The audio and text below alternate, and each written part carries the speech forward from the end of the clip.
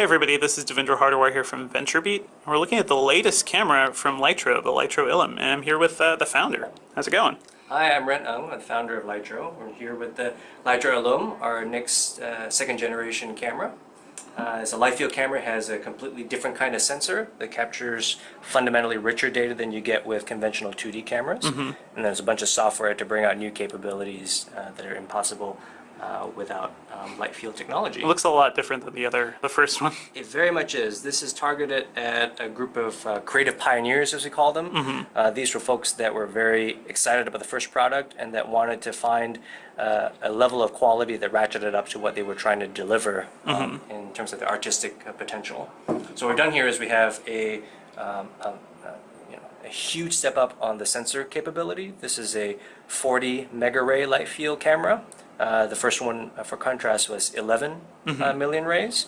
We have a totally custom designed lens. It's 30 to 250 millimeter equivalent. It's f2 across the whole range, so it has a tremendous amount of creative range.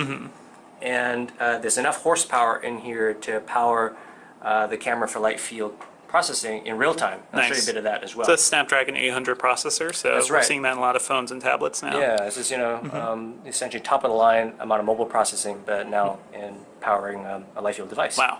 So let me show you a picture that we just took here, and then I'll show you how we shot it. So this is a shot, we're in reviewing the camera first, a review mode on the camera. So this is a picture that we took with some of the things that you have here at the VentureBeat office. And you can see that it's focused originally onto the background of this tin can. You can refocus onto the picture frame here, or all the way into this box in the foreground, including some of this text.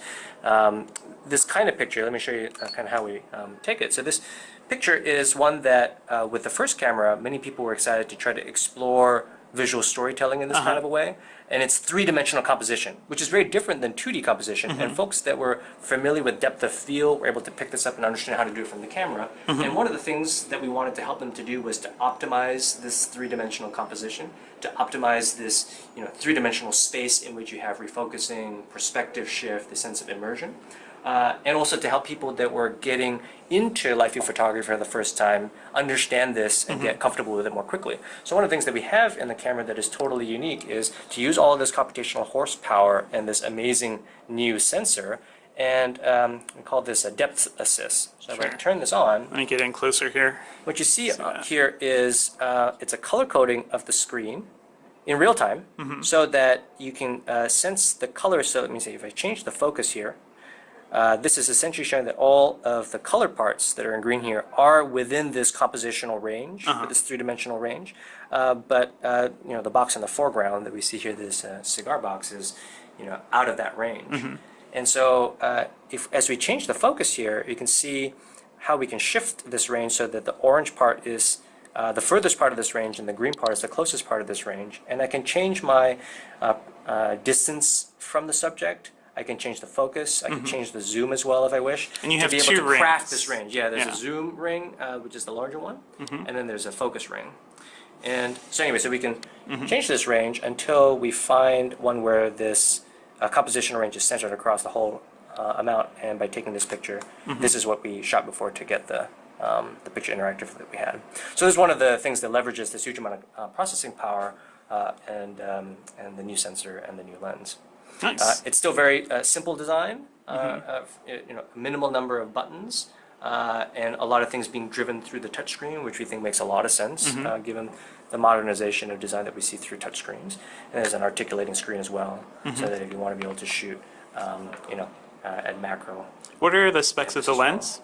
The lens is 30 to 250 millimeter equivalent, and it's f2 across the entire range, even out to the telephoto side. So it's really a remarkable piece of optical design. Let me show you some pictures that come off the Lytro Illum. So the idea is people would take the photos and then be able to look at them through your app and exactly. things like that. It's still a cloud model, so it's essentially a Web 2.0 company for a fundamentally new kind of data. It's light field data, and the software in order to view it.